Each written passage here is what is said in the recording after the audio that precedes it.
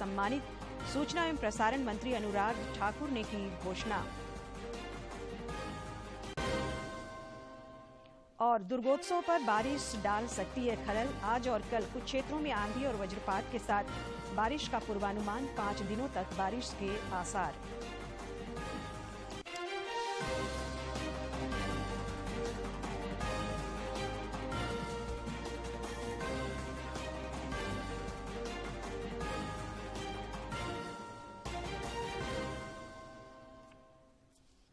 नमस्कार, खबरें झारखंड में आपका स्वागत है।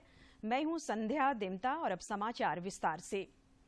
जापान दौरे के क्रम में प्रधानमंत्री नरेंद्र मोदी ने आज अपने जापानी समकक्ष फूमियो किशिदा से मुलाकात की और द्विपक्षीय हितों पर चर्चा की। बाद में प्रधानमंत्री ने जापान के पूर्व प्रधानमंत्री शिंजो आबे के राजकीय सम्मान के साथ हुए अंतिम संस्कार में विश्व नेताओं के साथ हिस्सा लिया।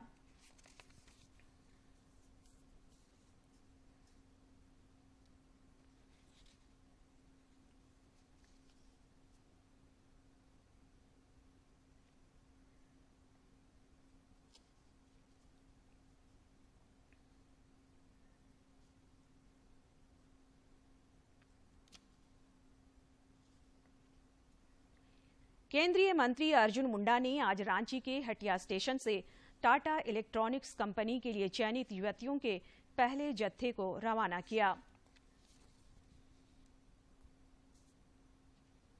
झारखंड के दूर दराज के ग्रामीण इलाकों में रहने वाली सैकड़ों ग्रामीण छात्राओं के लिए मंगलवार का दिन मंगलमय रहा, जब वो नए सफर में नए रोजगार के लिए छुक छुक पर सवार होकर अपनी नई मंजिल तमिलनाडु के हुसूर के लिए रवाना हुई। जनजातीय मामलों के केंद्रीय मंत्री अर्जुन मुंडा ने खुद इन छात्राओं को हटिया रेलवे स्टेशन से रवाना किया।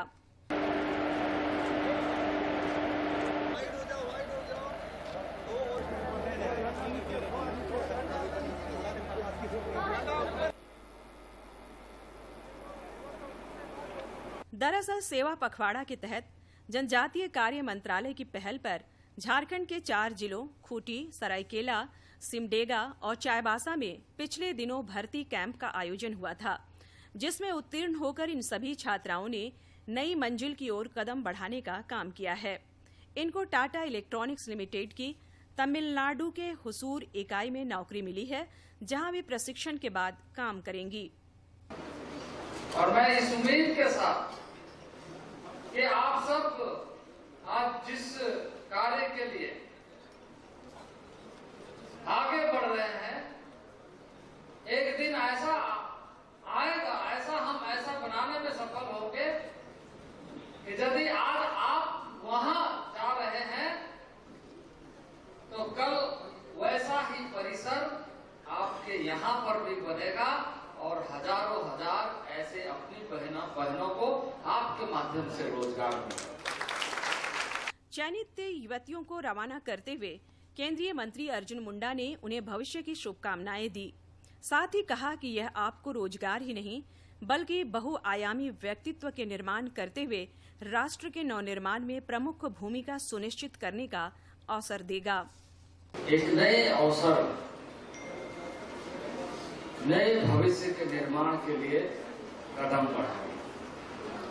मैं सबसे पहले अपने सारे बहनों को बहुत बहुत शुभकामनाएं और बधाई देता हूं। मैं वैसे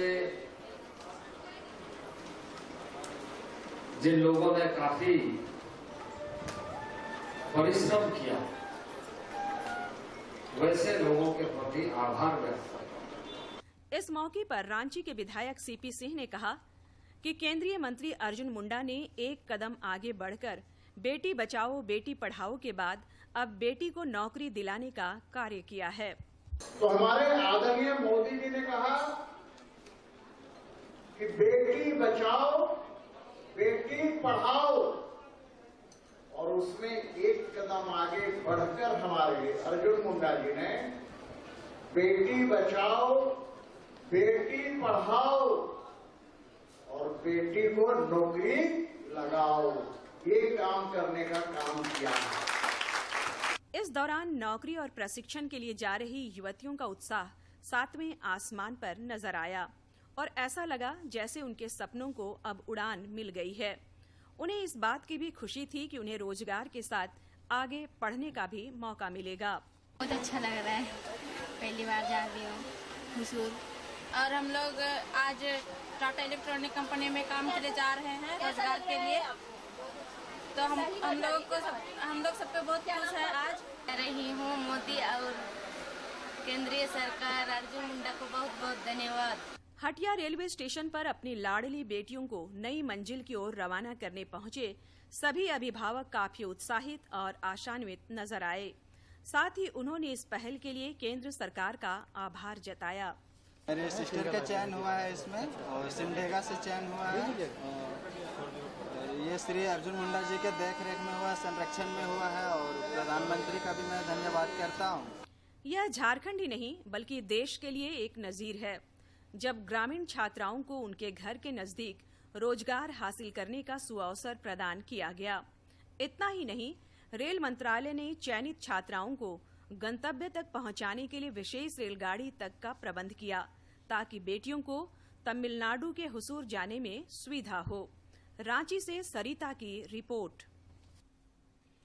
मुख्यमंत्री हेमंत सोरेन से आज रांची में भारतीय प्रबंधन संस्थान IIM रांची के निदेशक प्रोफेसर दीपक कुमार श्रीवास्तव ने मुलाकात की। मुख्यमंत्री से यह उनकी शिष्टाचार भेंट थी, जिस दौरान दोनों के बीच कुछ देर बातचीत हुई। भ्रष्टाचार के मुद्दे पर भाजपा विधायक दल के नेता बाबूलाल मरांडी ने एक बार फिर महागठबंधन सरकार पर तीखा हमला बोला है। उन्होंने ट्वीट कर कहा कि ईडी की चार्जशीट में लगातार भ्रष्टाचारों का खुलासा हो रहा है। उन्होंने कहा कि साहिबगंज में अवैध खनन से धन उगाही का हिस्सा ऊंचे लोगों तक पहुंचता था। श्री मरांडी ने कहा कि अब ईडी को मुख्यमंत्री को बुलाकर भी पूछताछ करनी चाहिए। देश के कई राज्यों में केंद्रीय एजेंसियों और पुलिस ने PFI के ठिकानों पर छापेमारी कर कई लोगों को हिरासत में लिया।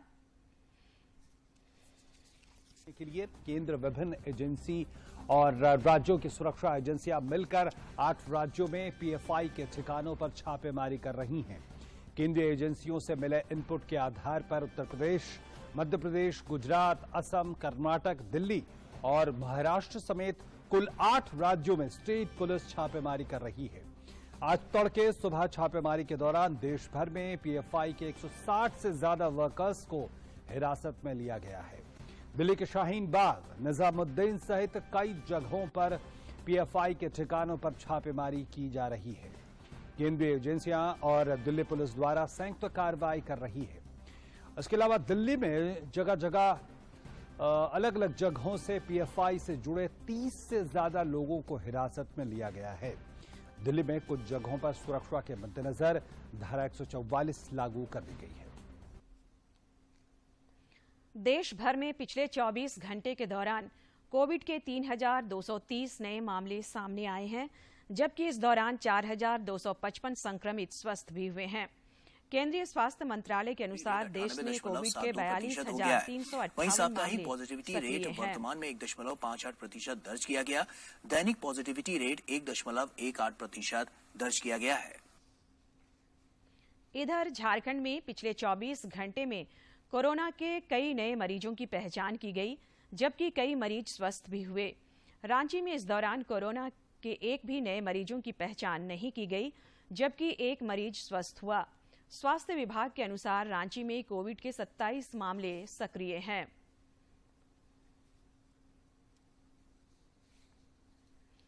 देश में कोविड के खिलाफ जारी जंग में टीकाकरण अभियान तेज गति से जारी है। केंद्रीय स्वास्थ्य मंत्रालय के ताजा आंकड़ों के अनुसार देश में अब तक 2 अरब 17 करोड़ 84 लाख से अधिक कोविड रोधी टीके लगाए जा चुके हैं। अगर बात करें तो देश में टीकाकरण का आंकड़ा भी तेजी से बढ़ रहा है। कोविड महामारी के खिलाफ सबसे प्रभावी हथियार के रूप में शुरू किए गए टीकाकरण अभियान के तहत देश में अब तक 217.82 करोड़ से अधिक टीकों की खुराकें दी जा चुकी हैं। पिछले 24 घंटों में 14 लाख से अधिक कोविड रोधी टीके लगाए गए।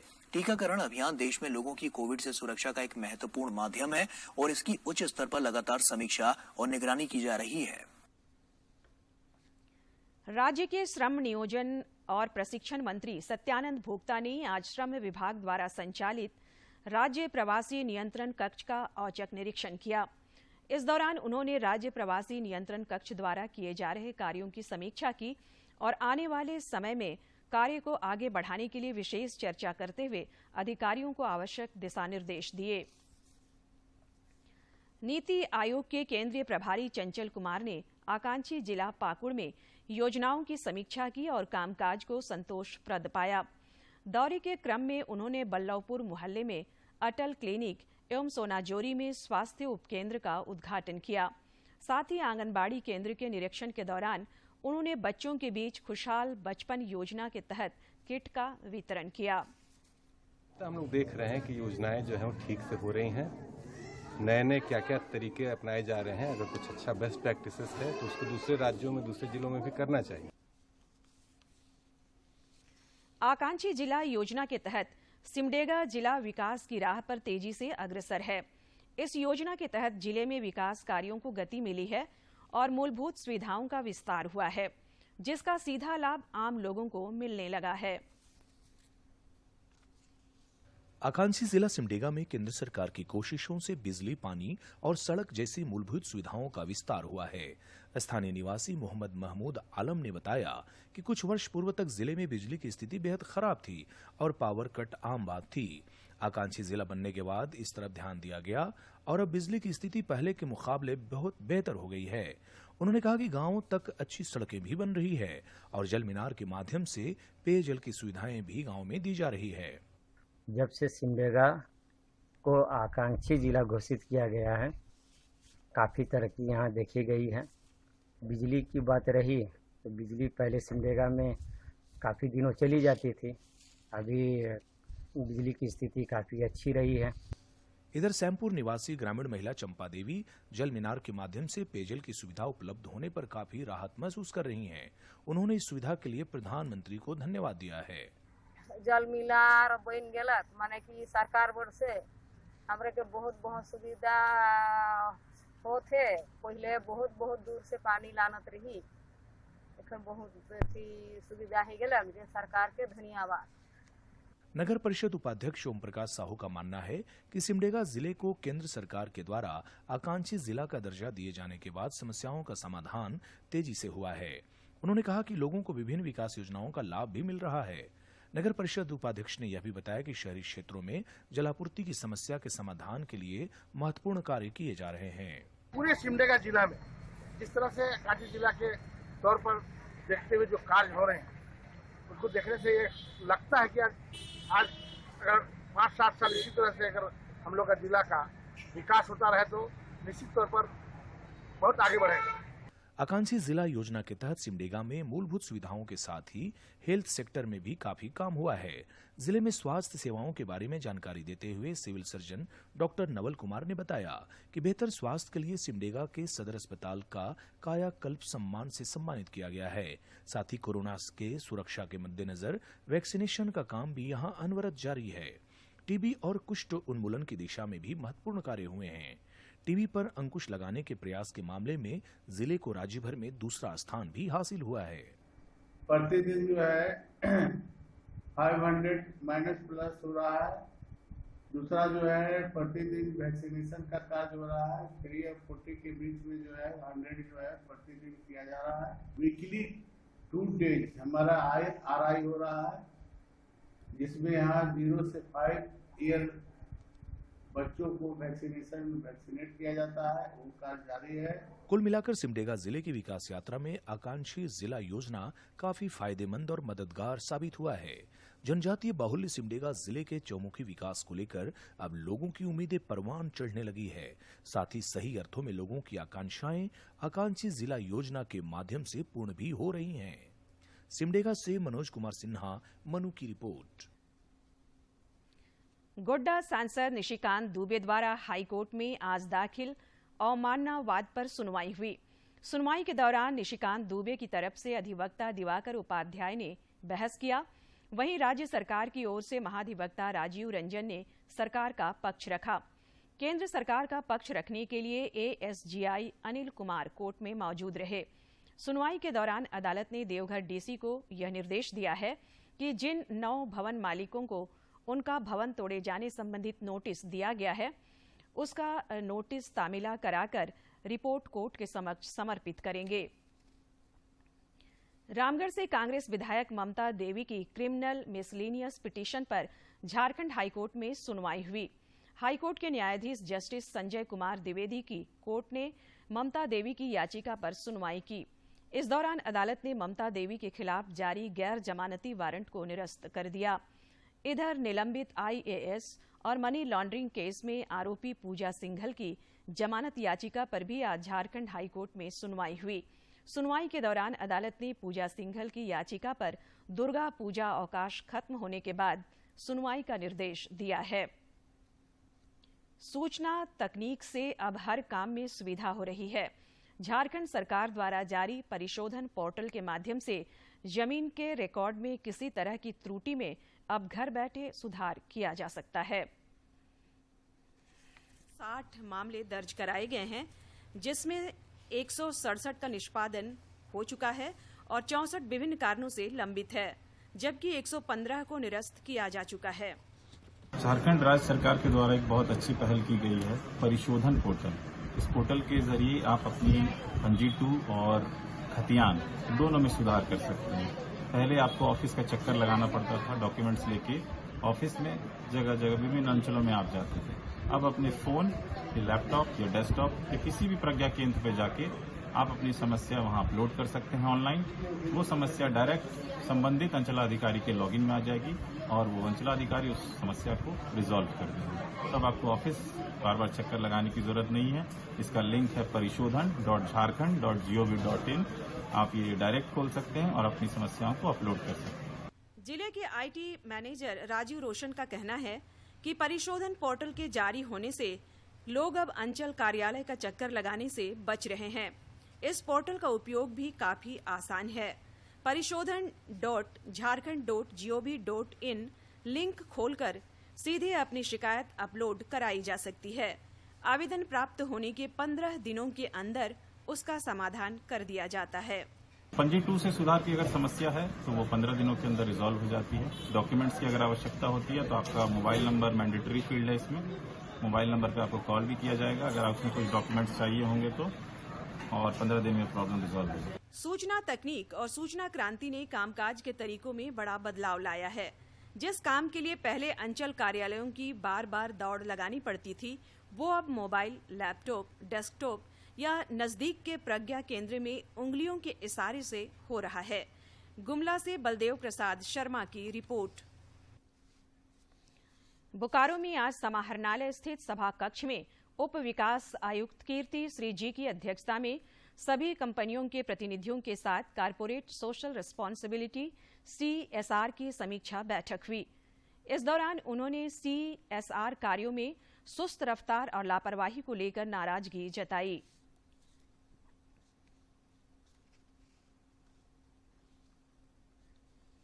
वर्ष 2020 के लिए अभिनेत्री आशा पारीख को दादा साहेब फाल्के अवार्ड से सम्मानित किया जाएगा।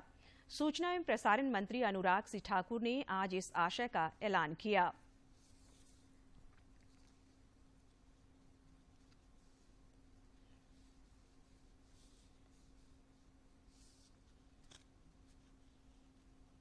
पूनम ढिल्लो जी, उदित नारायण झा जी और TS नागाभरणा जी, इन सब ने कमेटी की बैठक करके दादा साहब फाल्के अवार्ड जो इस वर्ष यानी कि 68वें film awards, national film awards पर जो दिया जाएगा, वो दादा साहब फाल्के अवार्ड इस बार आशा पारीख जी को चुना है। प्रख्यात फिल्म अभिनेत्री है जिन्होंने 10 वर्ष की आयु में फिल्मों में काम करना शुरू किया और प्रख्यात फिल्म निर्देशक विमल रॉय जी ने उनको सबसे पहले मां फिल्म में लॉन्च किया था।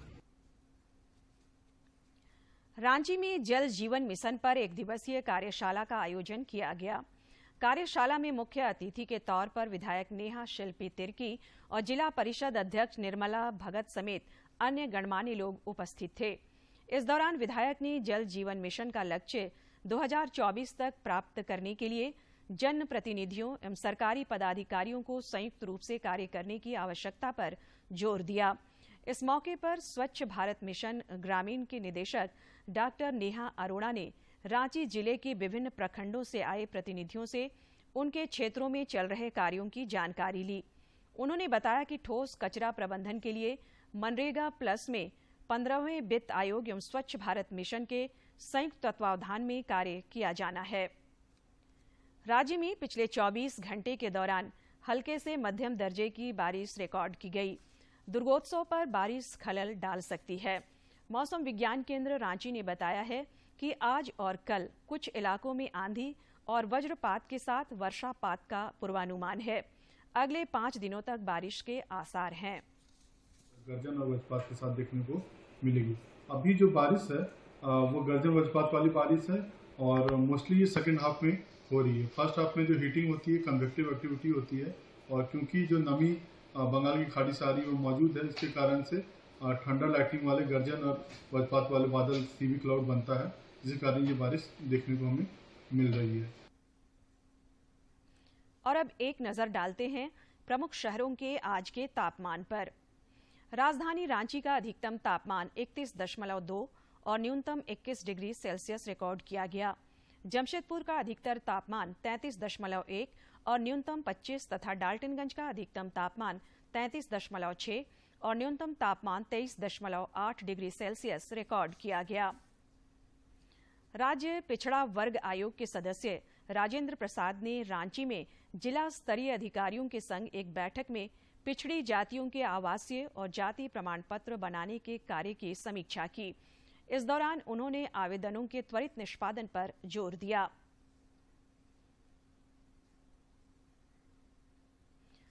और अब कुछ खबर राज्य के विभिन्न जिलों से।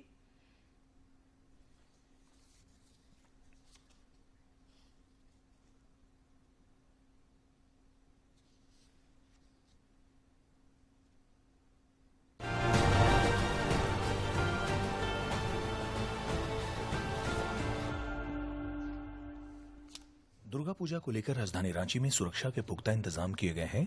दुर्गा पूजा के दौरान सुरक्षा के लिहाज से लगभग 3000 जवानों की अतिरिक्त तैनाती की गई है। इसके लिए पूरे शहर में 1000 से अधिक सीसीटीवी कैमरे भी लगाए गए हैं। शहर के प्रमुख पूजा पंडालों में ड्रोन कैमरों से भी निगाहबानी होगी। मुख्यमंत्री हेमंत सोरेन ने विश्व पर्यटन दिवस पर सभी को हार्दिक शुभकामनाएं दी है। उन्होंने ट्वीट कर कहा कि प्राकृतिक संसाधनों और नैसर्गिक सुंदरता से परिपूर्ण है हमारा झारखंड। यहाँ की समृद्ध जीवन शैली, सभ्यता और संस्कृति लोगों के आकर्षण का केंद्र है। सभी पर्यटकों का झारखंड की धरती पर हार्दिक स्वागत है। विश्व पर्यटन दिवस पर सभी को हार्दिक शुभकामनाएं और उन्होंने जोहार भी कहा।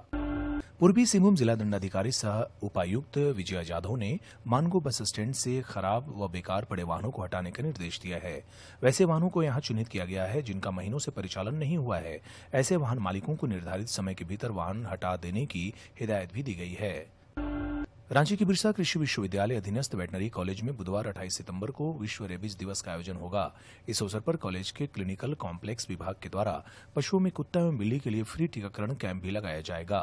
यह सेवा क्लिनिकल कॉम्प्लेक्स विभाग में बुधवार को प्रातः 10 बजे से दोपहर 12 बजे तक पशुओं के लिए मुफ्त प्रदान की जाएगी। रांची सांसद संजय सेठ ने आज मुंबई में फिक्की के कार्यक्रम के उद्घाटन सत्र में अन्य अतिथियों के साथ दीप प्रज्वलित कर कार्यक्रम का शुभारंभ किया। इस मौके पर प्रमुख रूप से सूचना प्रसारण मंत्रालय के सचिव अपूर्वा चंद्र, अभिनेता रणवीर सिंह, वेस्ट यॉर्कशायर की मेयर ट्रेसी ब्रोबिन, सांसद प्रियंका चतुर्वेदी, रमेश सिप्पी, सुमलाथा अम्बरीश और अरुण चावला मौजूद रहे। गुमला जिले के चैनपुर प्रखंड के स्थित कुरुमगढ़ क्षेत्र में नक्सलियों की विरोध के बावजूद प्रशासन 6 स्थानों पर मोबाइल टावर लगाने में जुटा है। पिछले 30 वर्षों से नक्सली क्षेत्र में विकास को बाधक बने हुए हैं। इन टावरों के लगने पर पहाड़ों में भी नेटवर्क रहेगा तथा राशन मिलना भी लोगों को आसान होगा। दुर्गा पूजा, दीपावली और छठ पर्व के मद्देनजर पुलिस मुख्यालय ने पुलिसकर्मियों की छुट्टियां रद्द कर दी है। इस संबंध में पुलिस मुख्यालय ने आदेश निर्गत किया है, जिसकी कॉपी सभी जिलों के एसपी को भेजी गई है। विशेष परिस्थिति में सही कारणों के बाद ही पुलिसकर्मियों को छुट्टी दी जाएगी। जनजातीय मामलों के केंद्रीय मंत्री सह खूंटी सांसद अर्जुन मुंडा ने भाजपा के संस्थापक सदस्य एवं पूर्व केंद्रीय मंत्री जसवंत सिंह को आज उनकी पुण्यतिथि पर विनम्र श्रद्धांजलि अर्पित की। झारखंड आंदोलनकारी टेकलाल महतो की आज पुण्यतिथि है। मुख्यमंत्री हेमंत सोरेन समेत कई राजनेताओं ने उन्हें पुण्यतिथि पर शत शत नमन किया। गिरिडीह जिला अंतर्गत धनबाद में फुटबॉल के रोमांच के सफर की शानदार शुरुआत हुई है। भाजपा विधायक दल के नेता बाबूलाल मरांडी के द्वारा धनबाद जोन में सांसद खेल महोत्सव का शुभारंभ किया गया। इस बात की जानकारी केंद्रीय राज्य मंत्री अन्नपूर्णा देवी ने साझा की। वर्तमान समय में कुछ स्थानों पर गौवंशीय पशुओं की लंपी स्किन डिजीज देखने को मिल रही है। गिरिडीह उपायुक्त ने लंपी त्वचा बीमारी को लेकर जानकारी साझा करते हुए पशु पालकों से न घबराते हुए पशुओं को लेकर एहतियात बरतने के सुझाव दिए हैं और साथ ही कहा है कि नजदीकी पशु चिकित्सक से संपर्क भी करें। गुजरात में आयोजित होने वाले 36वें राष्ट्रीय खेल के लिए हॉकी झारखंड की 42 सदस्यीय महिला एवं पुरुष हॉकी टीम आज सुबह रांची रेलवे स्टेशन से राजकोट गुजरात के लिए रवाना हुई। हॉकी झारखंड के पदाधिकारियों और खेल प्रशंसकों ने सभी खिलाड़ियों को जीत की शुभकामनाएं दी है।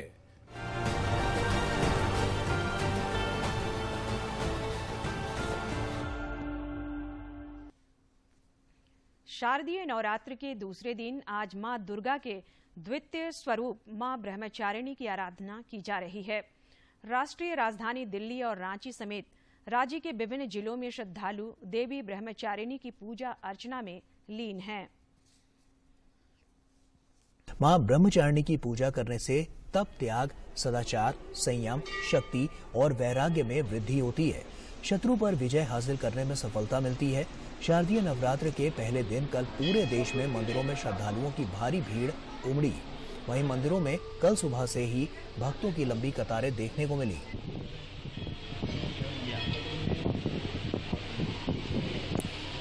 पूरे देश में शारदीय नवरात्र आस्था और उल्लास के साथ मनाया जा रहा है। विदेशों में रह रहे भारतवंशी भी विधिवत नवरात्रि अनुष्ठान का आयोजन कर रहे हैं।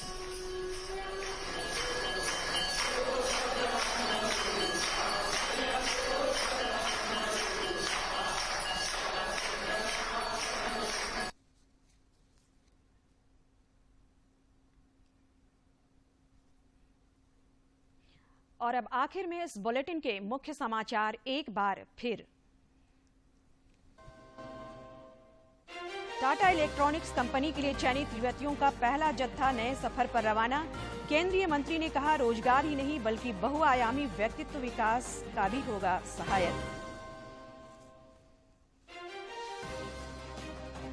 नीति आयोग ने केंद्रीय प्रभारी ने पाकुड़ में योजनाओं के क्रियान्वयन पर जताया संतोष। रांची में श्रम मंत्री ने राज्य प्रवासी नियंत्रण कक्ष का किया औचक निरीक्षण।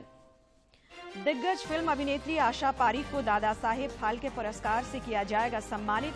सूचना एवं प्रसारण मंत्री अनुराग ठाकुर ने की घोषणा।